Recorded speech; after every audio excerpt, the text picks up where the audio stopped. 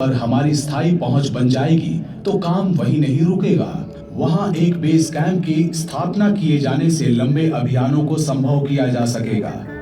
चांद बिल्कुल सही जगह है जहां गहन अंतरिक्ष अभियानों के लिए जरूरी टेक्नोलॉजी और टीम वर्क को टेस्ट किया जा सके।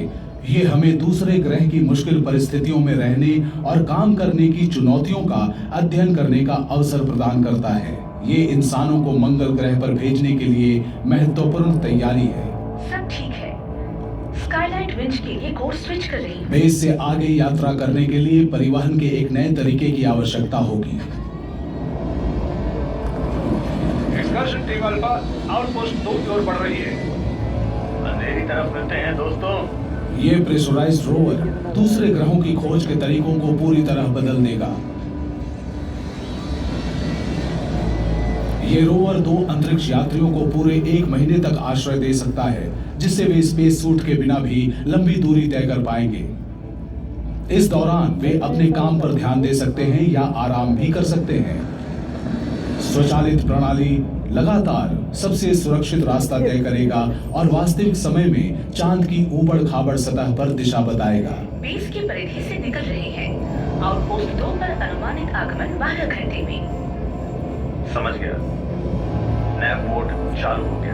अपोलो अभियानों का ध्यान चंद्रमा के भूमध्य रेखीय क्षेत्र पर केंद्रित था, लेकिन हालिया प्रयास चांद के दक्षिणी ध्रुव और अंटार्कटिक खोजकर्ता के नाम पर रखे गए शिकल्टन क्रेटर पर केंद्रित है। इस क्रेटर के एक शहर जितने बड़े क्षेत्र में हमेशा सूरज की रोशनी रहती है, जो सौर ऊर्जा के लिए आदर्श है, और साथ ही छायादार वाले इलाके भी हैं, जहां अरबों सालों से संरक्षित जल बर्फ मौजूद हो सकती है।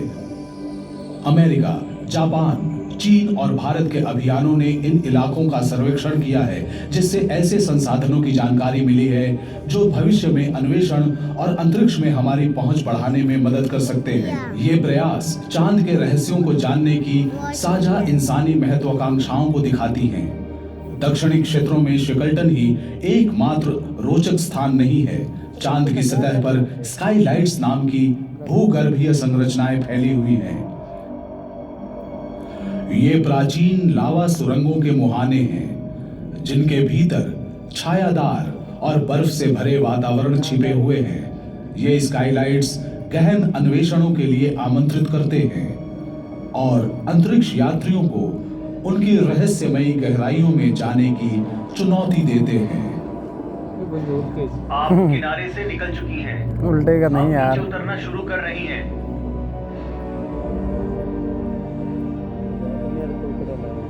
नीचे सब कैसा दिख रहा है? इतना काला, मानो रोशनी को ही निकल रहा हो। कल्पना कीजिए कि आप अरबों सालों से सूरज की रोशनी से छिपी चांद की एक अंधेरी जगह की ठंडी अंधेरी परछाइयों में सबसे पहले कदम रख रहे हैं।